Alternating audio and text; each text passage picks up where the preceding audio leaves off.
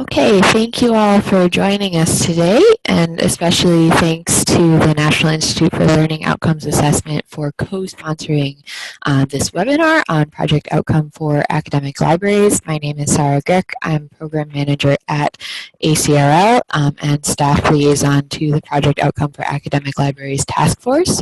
And kicking off the presentation today is Emily Plowman from the Public Library Association. So I'm going to hand it over to her, and you'll be hearing more from me in a little while. Great, thanks Sarah, and welcome everybody to today's webinar. I'm going to cover today's agenda, walk through a little bit of project outcome background, give you a sense of kind of where this work all started, and then Sarah will talk to you about how we're translating that work into the ACRL side of things, what we're seeing in terms of survey field testing results right now for the possible outcome measures that we'll be incorporating into the Project Outcome Toolkit for academics. And then we'll be talking about what it's going to look like rolling it out and making it actual practice and making it available for the field. By way of background, I was hired by the Public Library Association just about 4 years ago to implement and roll out the Public Library Association's Project Outcome. And before we go too far into the background, this is the website that we're talking about. Everything that we're going to cover today, just in terms of what's available for the Public Library Association side of things, is at www.projectoutcome.org. And what Project Outcome is a free online toolkit for public libraries in the US, Canada, to be able to measure the outcomes of their programs and services. And the toolkit itself consists of quick and simple surveys, outcome-based patron-facing surveys, an easy-to-use survey tool, custom data reports, interactive dashboards, and resources and training, so that when libraries are trying to measure the outcomes of programs and services, they're able to kind of have a full comprehensive set of amenities to help them do so successfully. For those of you who might already be familiar with the different, especially with this audience in particular on today's webinar, there are a lot of different ways that libraries can be measuring value. And where we really try and frame where Project Outcome sits in the public library field, and eventually soon to come the academic library field, is trying to capture libraries' ability to measure what good they did from the patron, or in your cases, the student or faculty perspective. So we're not saying you should stop measuring other types of value, other types of library activity.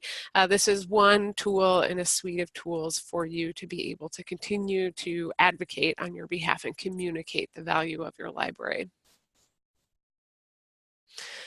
The work that all came about that led to the development of the Project Outcome Toolkit actually started well before I was hired for the Public Library Association.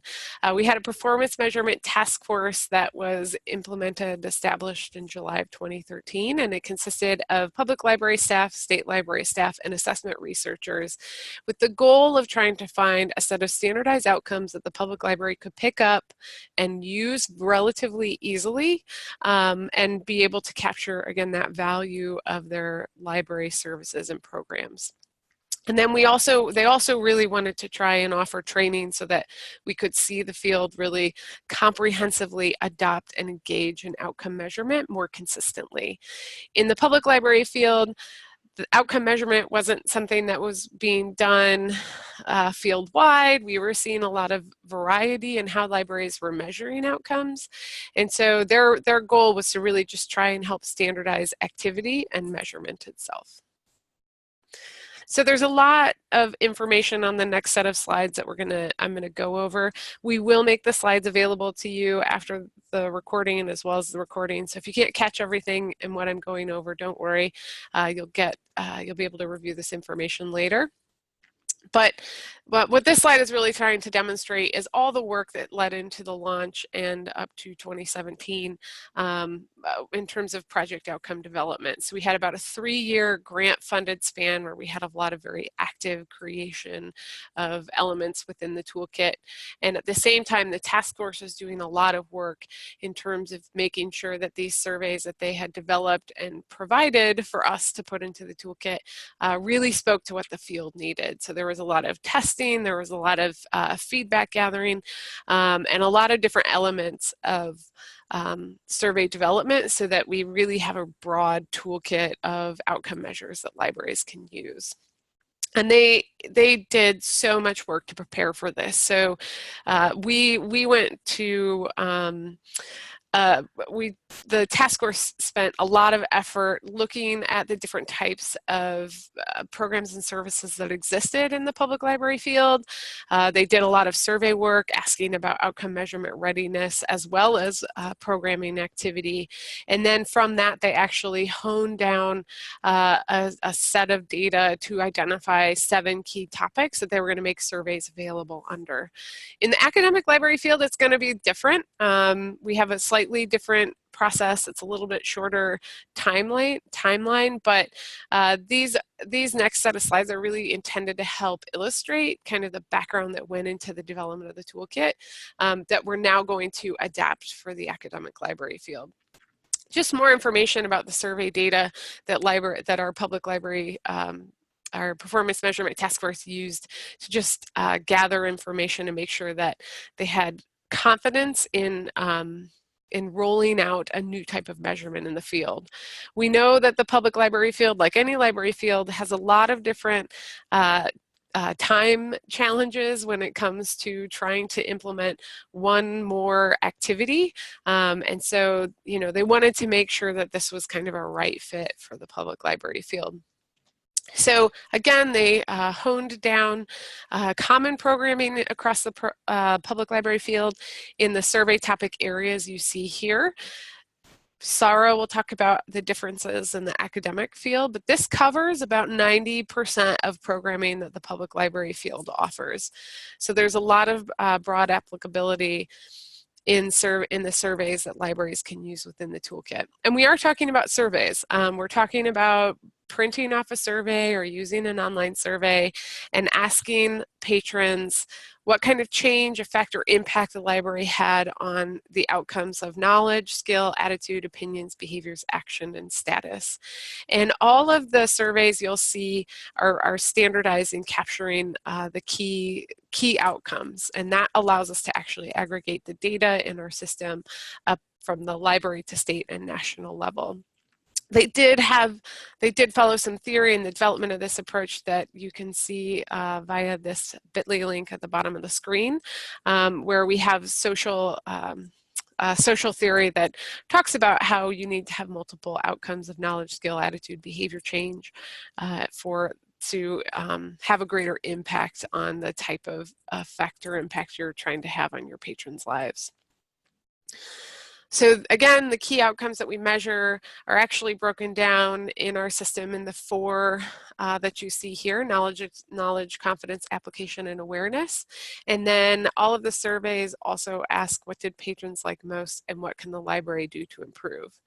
So how that rolls out is that we have a set of immediate surveys. These are handed out right after a program program or service concludes. In the academic library field, this could be right after you have an interaction with the student or a formal learning session, and you just ask them to complete the survey. It's pretty simple, pretty straightforward, 6 questions, takes a very short period of time to complete, and then that data can be reported, stored, and collected back in our system so that we can roll the data up again at the library, state, and national level. And we have interactive dashboards where all the data lives so that libraries can actually go in and do a lot of comparisons of how they're doing relative to their state and national peers.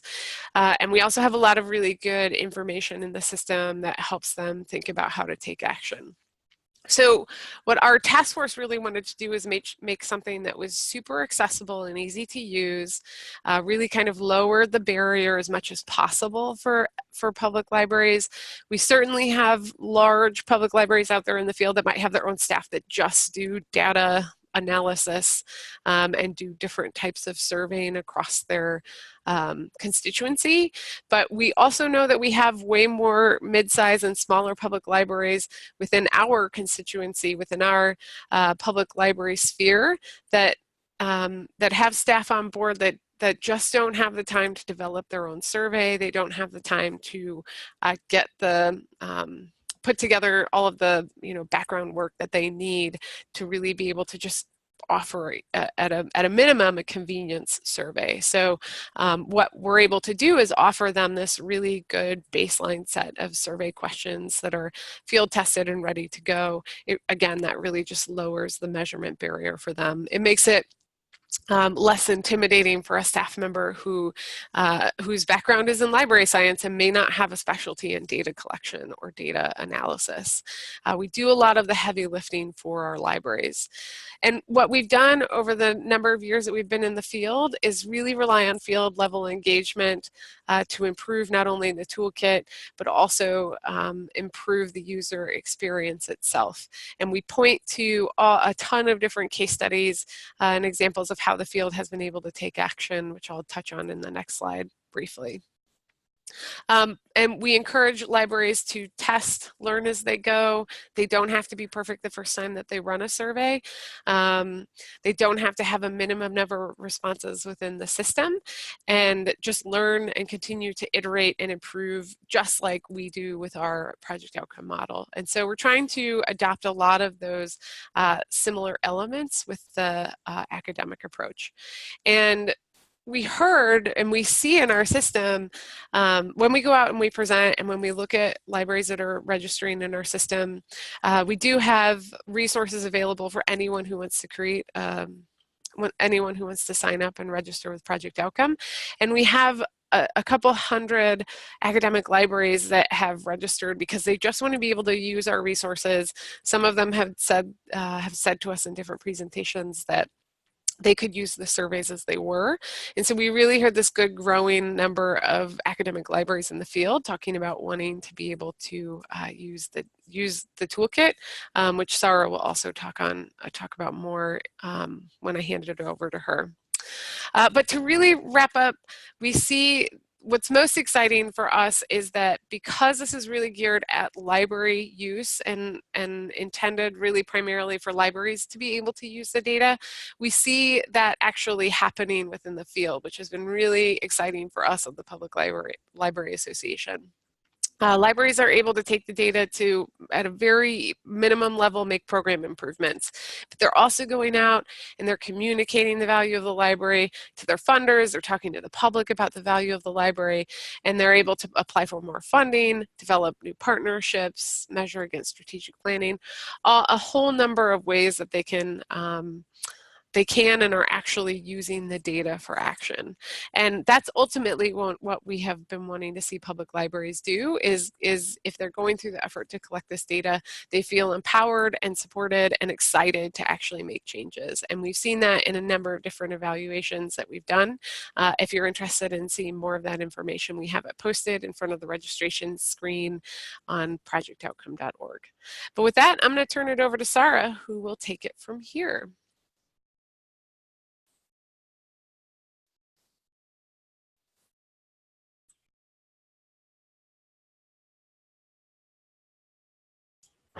Okay, thanks, Emily. Sorry, just to switch over the screen sharing here.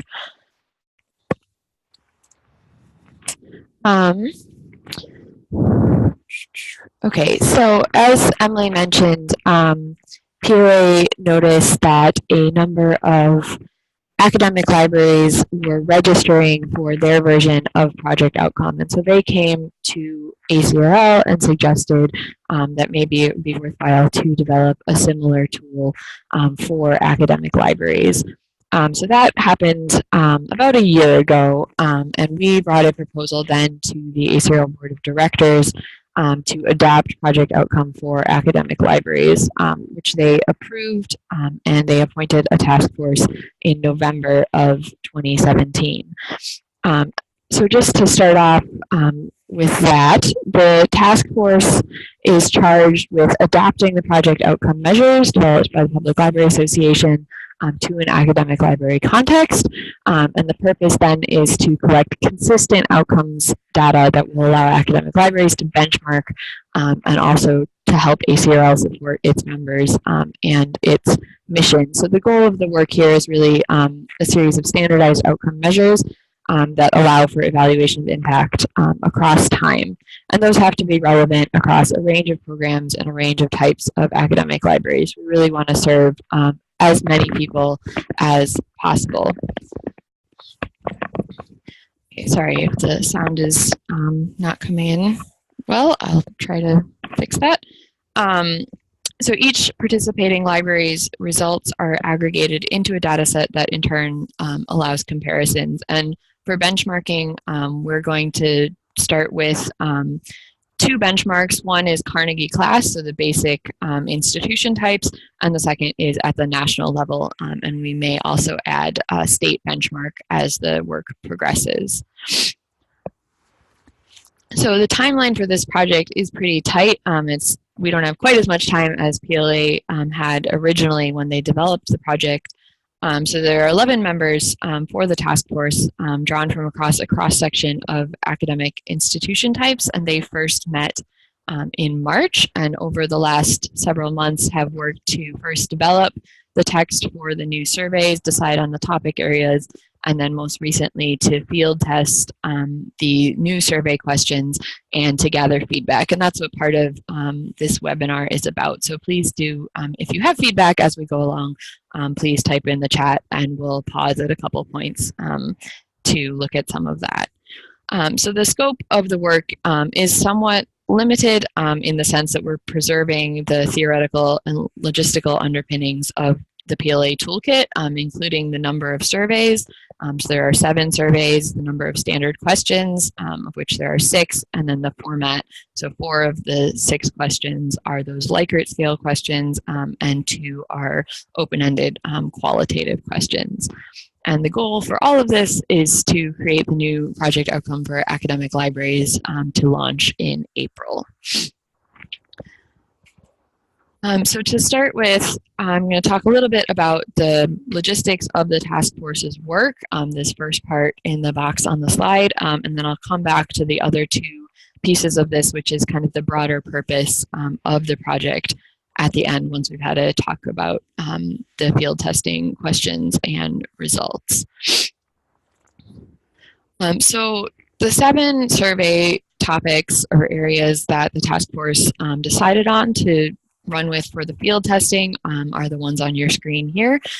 So undergraduate instruction, events and programs, research support, teaching support, digital collections, library spaces, and library technology. And the link that Emily has just put in the chat there will take you to the full text of all of those surveys. So these are the versions of the surveys that we engaged in field testing. And I think I recognized a couple names among the participants, so I think we have some field testers as well on the call.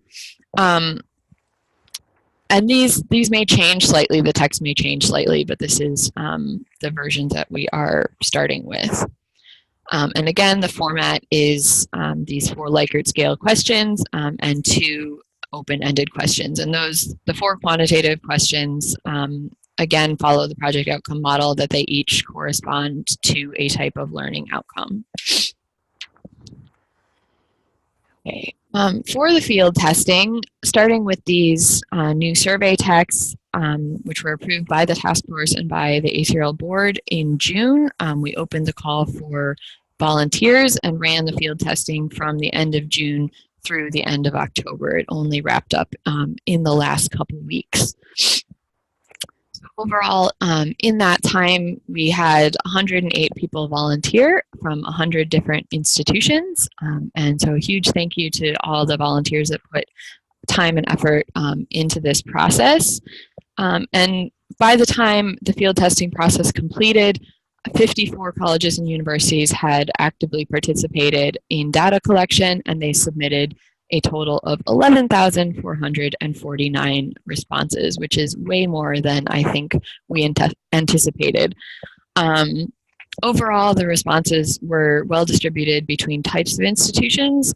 Community colleges contributed 27%, baccalaureate institutions also 27%, master's institutions 21%, doctoral institutions 24%, and special focus the remaining 1%, as you can see in that little pie chart on the screen.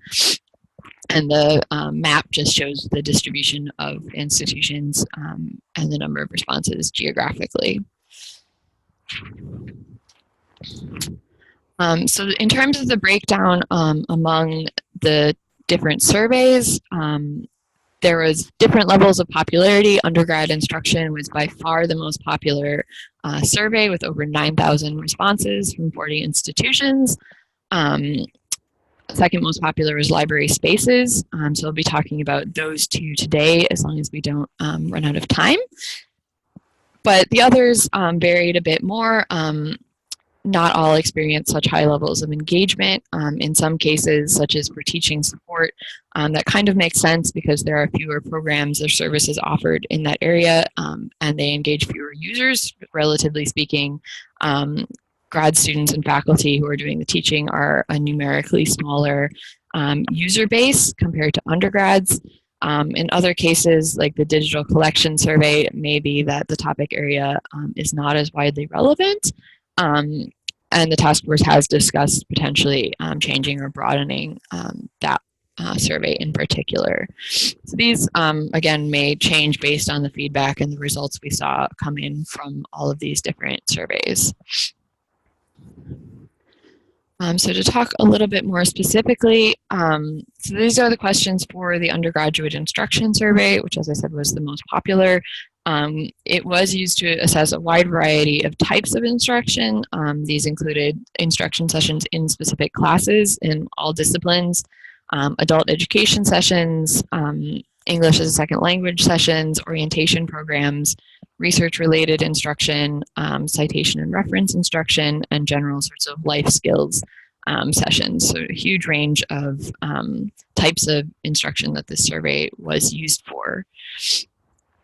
In terms of the results that we see coming in from this, overall for all the surveys, the results were very positive. So for this, you can see the averages are in the 4.2 to 4.5 range. So the 4 is agree on the Likert scale and 5 is strongly agree. And the vast majority are to the right of the 0 line there. So they're on the positive side of the scale. And the breakdown for this survey pretty much mirrors the breakdown of institution types for all the, as a whole for the field testing.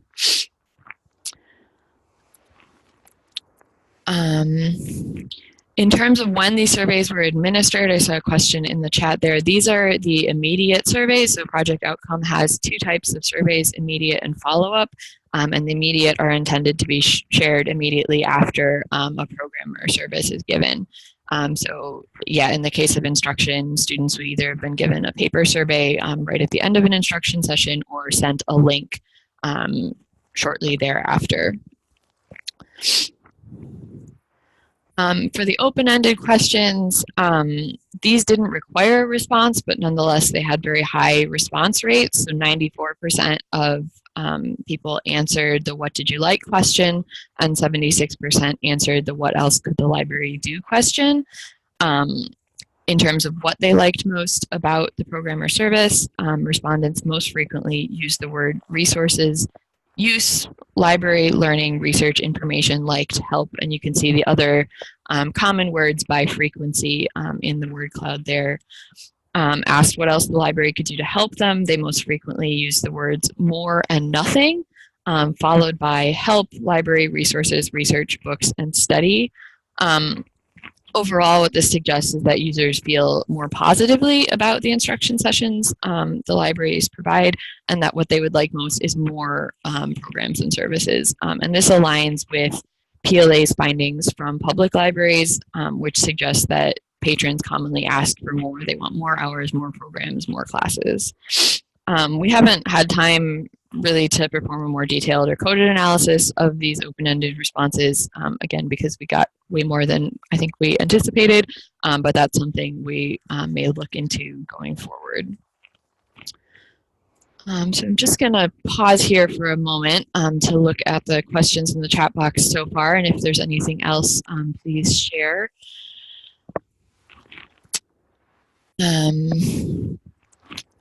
Okay, another question about administering the surveys. How do you administer the digital collection survey? Do you give patrons a link after they use an ebook?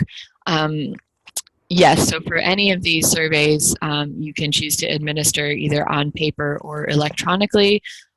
For the field testing, we just had one link to a survey in SurveyMonkey. For project outcome, once the final toolkit launches, it'll be a bit fancier, but yes, you can administer them either way. In terms of benchmarking, we are going to have more data in the system related to the institutions, but because we're just adapting the project outcome system, we can only really choose 2 or maybe 3 broad benchmarks, but there will be the possibility for analyzing some of the data in other ways, such as is suggested there.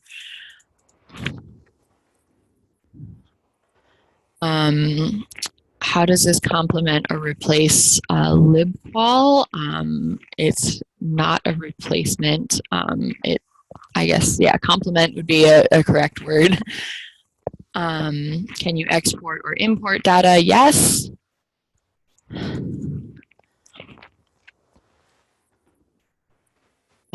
Was there an attempt to connect the undergrad instruction survey to the ACRL framework for information literacy? That was something the task force did discuss, its relevance to the framework, but it was decided to have the instruction survey be instruction more broadly rather than focused on only information literacy instruction.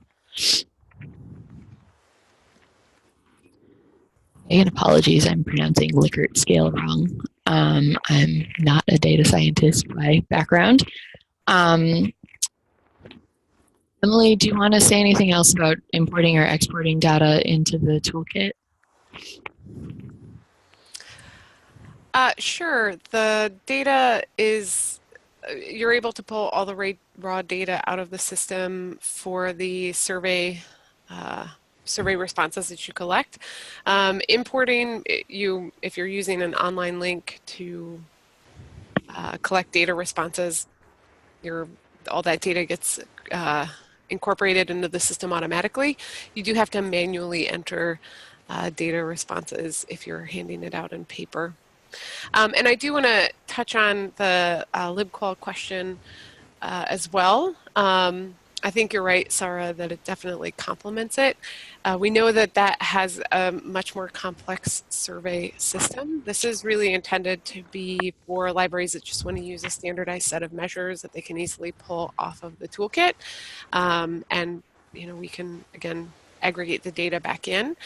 We know that some libraries don't have libqual subscriptions or don't have that kind of more advanced measurement need. So I think you would envision this as either an alternative or, as Sarah said, a complement to.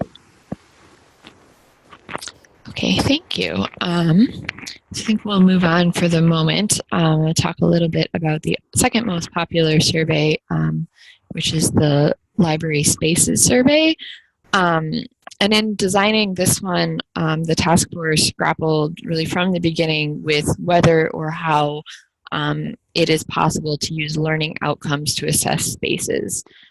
Rather than asking whether library users like the space, outcomes need to address how the space affects their learning, which is a little bit more challenging in terms of phrasing these questions. So these are the outcomes measures, the questions that the task force came up with and that were field tested. And field testers use this survey primarily to assess study spaces, recent renovations, and the reactions of incoming students to library spaces. So things like library tours and orientation sessions around the use of space. So for this, again, the results overall, the quantitative results skew towards the positive, though there's a little bit more differentiation across the four outcome measures. And again, a pretty good distribution among types of institutions, but by far the most popular among community college and baccalaureate institutions in this case. And in terms of the type of responses people are writing in the open-ended questions, the most frequently used words in response to the question, what did you like most about this space, were quiet, study, space, work, group, open, room, great, and comfortable. And the most frequently used words in response to the question about improvement were more, nothing, again, consistent with the other surveys, rooms, study, chairs, quiet, tables, better, and outlets. And the words used with more and better tended to be chairs, outlets, food, coffee, quiet spaces, and larger spaces. So this is what people are asking for overall. So for all, if you're interested in exploring more of these results, overall, this is what the quantitative questions looked like for all 7 of the surveys. And Emily, if you could pop in the link to the data visualization from the next slide, there is an interactive component of this where you can go online and explore some of these results. The caveats for these, of course, are that the one survey only had 5 responses, and in addition, for the library technology survey, the last one here, 3/4 of the responses came from only one institution. So they're not perfectly distributed in that sense. We did also ask people who volunteered and eventually chose not to administer surveys to provide feedback on why they didn't. And the responses we got from that, both via email and via an anonymous feedback form, suggested a number of reasons, which included survey fatigue among library users, making the librarians reluctant to administer more surveys. Time commitments, of course, always crop up. So best intentions to administer the survey, and that didn't necessarily work out. Needing more time to figure out how to integrate this sort of process into the regular workflow, or they decided that the survey instruments didn't match their needs, and some people did provide very valuable feedback on what could be done to help in that instance. So the link Emily has just shared there would let you explore some of these in more detail if you are interested. There's the link on the screen.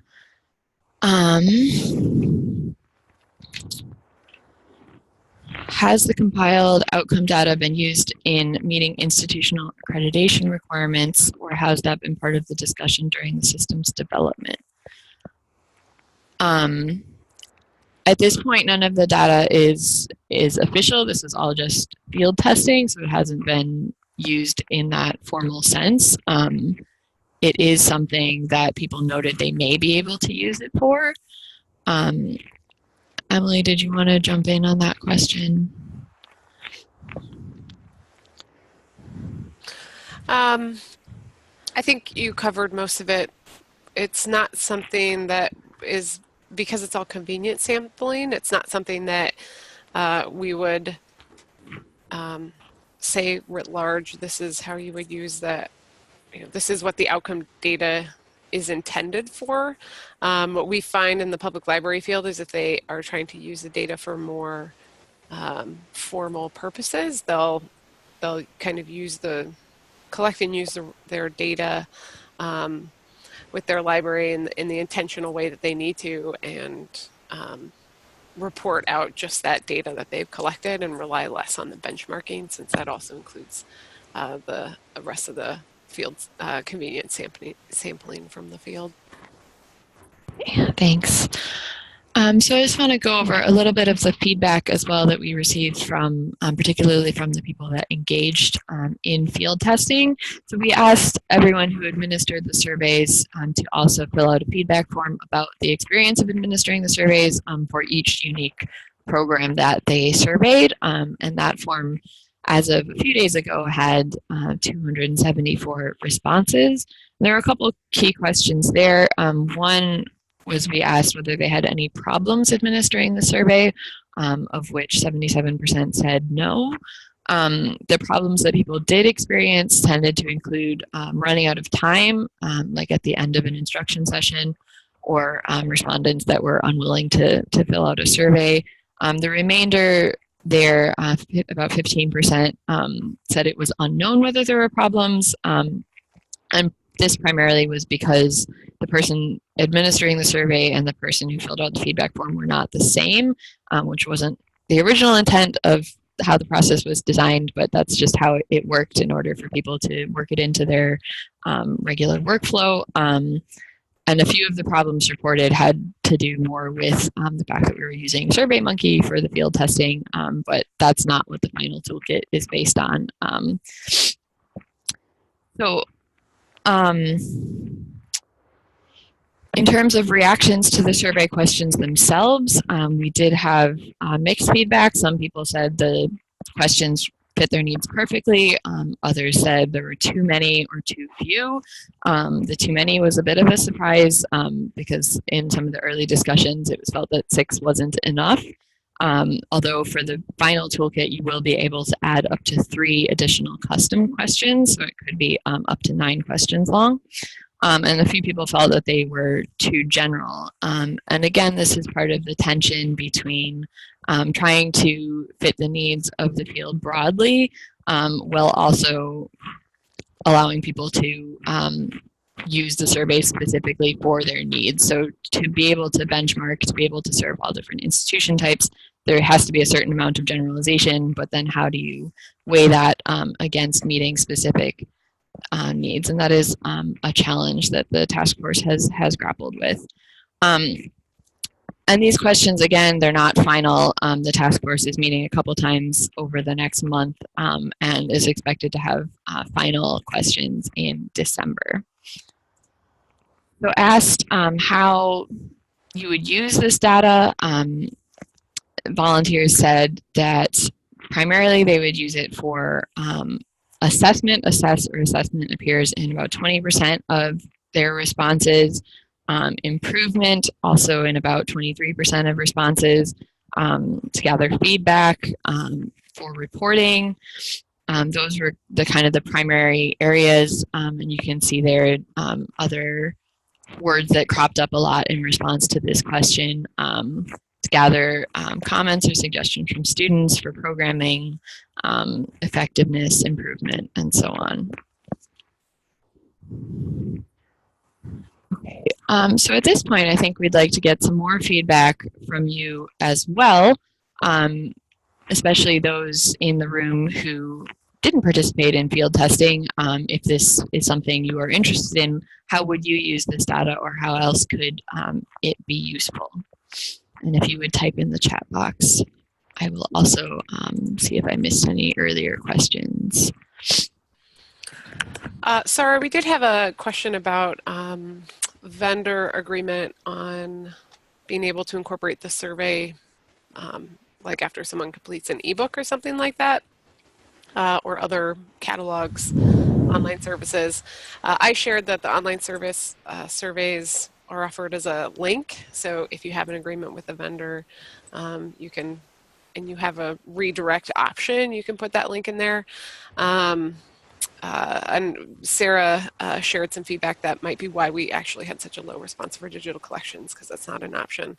And that's definitely something I think the task force is going to look at when they meet. I don't know if you have any other thoughts or feedback you had on that particular question and comment. No, yeah, it would be a matter of whether you can embed the link in that sort of digital collection, I would assume. Okay. And then we had one other question so you don't have to go back and read. Is ACRL project outcome aligned with the value of academic libraries initiative?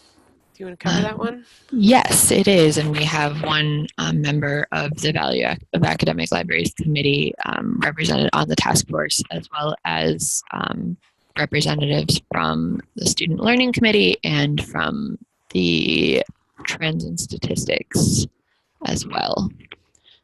So we're trying to make sure this is integrated across ACRL and that everyone knows what's going on.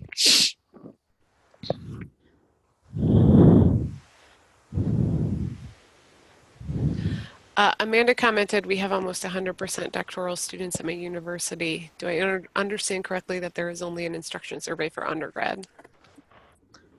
Okay, one of the recommendations we're seeing from the feedback is actually to change the undergrad instruction title to instruction. And we did see volunteers use it for types of students that are not undergraduates. There are community colleges that use it for dual enrollment classes. It was used for adult education. It was used for grad students as well. So I think that is probably an important change to make. And for any of these, really, what we have tried to encourage people, and we'll do with the final toolkit, is to look at the survey text and use it, decide which survey to use based on the text and not to focus on the name per se. So if it looks like those questions will serve your needs, then use that survey. Yeah, and that was something that we found to be fairly common in the public library world, which is the topics were generally broad enough. As a specific example, we have education and lifelong learning as kind of our catch-all topic. And so if that was a better survey for libraries to use as their assessment tool, they could use that over maybe a digital learning survey. So we really tried to target the outcomes and the questions themselves that we wanted libraries to be focusing on measuring.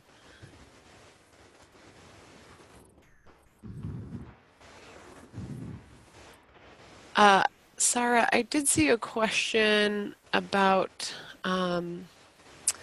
is the task force working on measurement? This is all student perception. Questions this is all student perception. The questions are not an assessment of learning. Will the task force be developing any instruments that assess learning?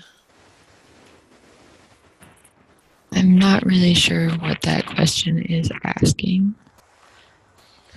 I can take a stab at it. If it is about like measuring a specific skill or trying to capture applied learning through maybe some kind of testing, that's something that what on the public library side of things we made available as resources in our outcome measurement guidelines.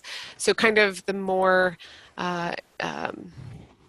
specific measurement activity that we wouldn't be able to capture as a standardized form of measurement because that actual learning is so specific to that class or to that program, is something that we provide resources and support for libraries to do independent of reporting data back into the system.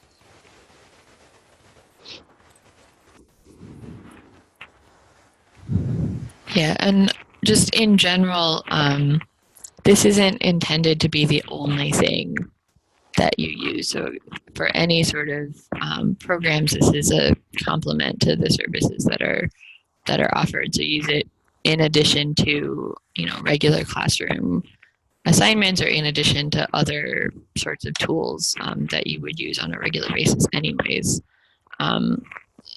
It's not the be all and end all of learning assessment.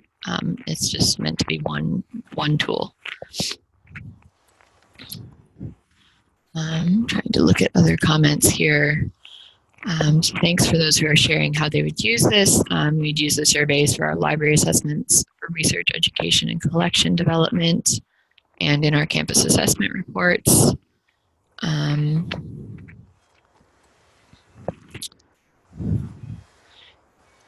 We do an immediate assessment following an infolit session, but we do not have an assessment for after the students have completed an assignment. Okay, so the follow-up surveys, which will be the next step in this development process, will be useful in that instance. That's something you can send to students or users a couple weeks later, or however much later you would like. And that language gets at their reported activity. So did you complete the assignment? We haven't drafted these questions yet, but the intent is asking about if they completed something, how they used what they learned. It's all really geared towards that application outcome and behavior change after that period of time has passed. A comment there, it's not possible to change digital collections from vendors even if you have data from a survey and know how they should be changed.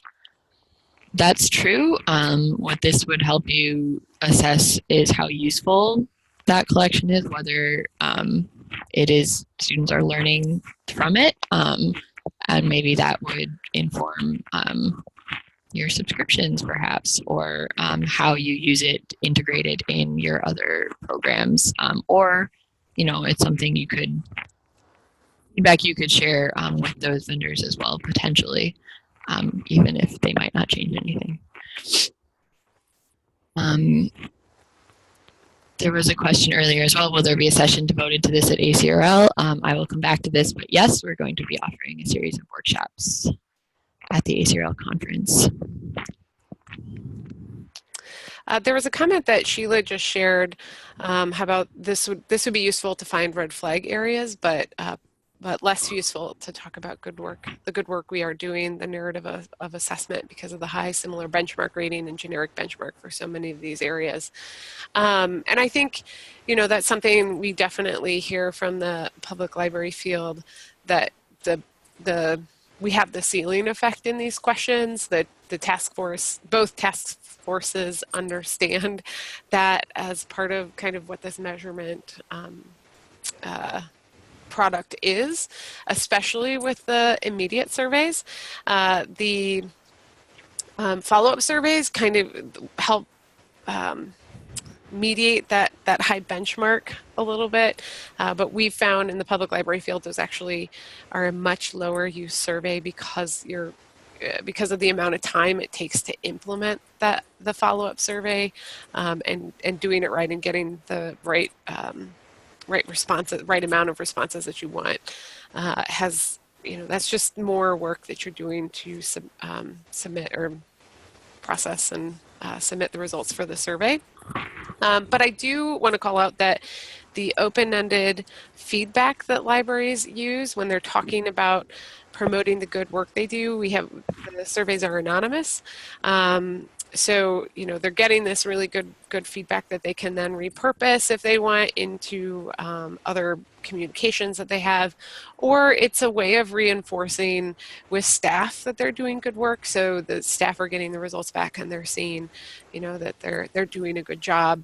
And that is where we see the libraries in the public library sphere really finding that the concrete activities around action is going in and looking at those open-ended comments, and then having the ceiling effect, having the high scores for the for the Likert scores are definitely things that they can take to their board and still say that they're doing good work. But you're right that kind of occurs across the field. So you're most likely not going to be able to show that your head's above everyone else in the field in a particular area. But we'll also see that in the data as we start getting more of it in and we make this available more broadly. Okay. One final comment there from Steve Borelli, who's a member of the task force. Yes, digital collections was originally intended to assess local collections. So if it is something you can control, obviously then the survey data could inform changes to that way. So I'm just going to wrap up with a few final comments. So I showed this earlier. This was something that we adopted from PLA and that the task force worked on in their first meeting, which is to look at really the broader purpose of this project, which is to help academic libraries of all types measure and capture value of what they're doing, and to make that a common practice and something that is commonly used in the field. So really the broader purposes of this project are threefold.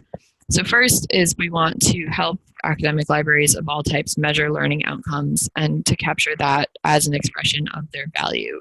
And that is really facilitated by the creation of simple, easy to use surveys.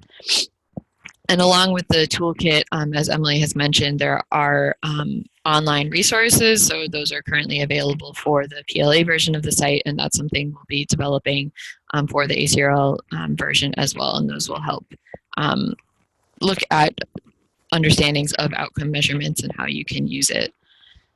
Second, the goal to make outcome measurement a common practice among academic libraries. We know that the higher ed landscape is really increasingly dominated by demands to prove return on investment, to obtain funding, and libraries can use this data to help them tell the story of what they are doing to help communicate the value of the programs and services they offer. And again, it might be only one way of doing that. We're not saying it's the only way. But they can use the results from project outcome for advocacy, both on a local level and more broadly, to secure additional resources. And PLA has shown from experience that libraries are doing that. And the ability to benchmark results nationally and by institution type as well can help libraries understand how they're doing relative to their peers and to provide an incentive to keep doing better. And from ACRL's perspective, the aggregate data can also help us help you to help us in our advocacy efforts that will benefit academic libraries overall. And finally, and perhaps most significantly, we want to see libraries activate these results for improvement because when they do so, it increases the value of engaging in outcome measurement. It shifts it from being an assessment process or practice that you have to do to something that you can want to do because it can really help you make meaningful positive changes at your library. So what's next? As I mentioned, the task force is going to work on revisions to the survey text and topics and aims to decide that within about a month. When the final toolkit is released, it will allow you to do lots more than what's available with the field testing process. So you can add up to 3 additional open-ended questions per survey, so you can customize this to your needs. You can get your results in real time. There are a series of data dashboards that can help you explore those results. You can create custom reports that you can use to help advocate for resources. And then there are all the resources that the site will offer as well, including tutorial videos, webinars, an online community where you'll be able to use to learn more about using the tool and measuring learning outcomes. So this is all going to launch at the ACRL conference in Cleveland in April, and we will be offering a series of hour-long workshops over the course of one day. So hopefully one of those may fit into your schedule. And if you're going to be at the conference, you are certainly more than welcome to join us.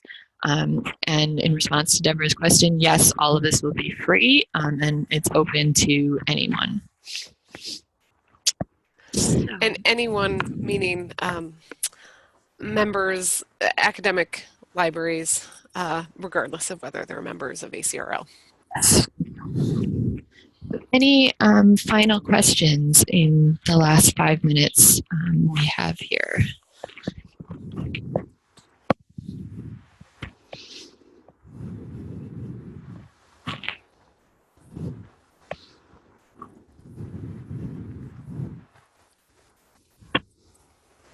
I do want to say thank you for the really active chat today. I'll throw the question back to you in a second, Sarah, but your comments and your feedback, because we're really in the pilot and development stages. The questions that you're asking is all intended to help inform ACRL and the task force in developing a toolkit that really works for the academic field. As much as we can make a toolkit that collects standardized measures can work for the field. And you know, that was really critical for our success on the public library side of things, and I think it's just as critical on the academic side of things. So your participation today is going to help us just help make the product more available when we launch it, which, if you want to touch on Ted's question, Sarah, about when it's available, if it's available for use before ACRL. So the provisional text of the survey questions are still available at a link Emily shared earlier. We're not still collecting data. We are hoping that before ACRL conference, you'll be able to register, and then as soon as the rest of the survey tool and the data dashboards go live, that you would immediately get access to those. We're not 100% sure on that, so don't take my word on it. We're working with the web developers, but definitely we're on schedule to launch at ACRL. So if you want to use the surveys in the meantime, certainly take the provisional text that's there, and you can use that and administer that. But until the whole toolkit launches, you won't be able to do the benchmarking or anything like that, unfortunately. In response to the question, will it be possible to customize the surveys for your institution? Those 6 questions that we've talked about are standard, and that's to enable benchmarking. But as I mentioned, you will be able to add up to 3 custom questions. So you can customize it that way, but we can't make everything customizable, otherwise the benchmarking. You will be able to customize the kind of the elements of the template, though, that are specific to your institution. So you can you'll be able to customize the class, service, or program name within the survey template. There's customized intro and thank you text. You can put your logo on the survey, and if you're surveying from different library locations, you'll be able to allow students to be able to you'll be able to customize those actual locations that you're surveying from. So there is some customization around those standardized questions. Yes, yeah, thanks, Emily. Yeah, and so for each instance on which you administer a survey as well, you can have those be separate. So it's not like all, everything doesn't necessarily go into, I mean, it does all go into one bucket, but you'll know that these were the results from this particular instruction session as well. Yeah.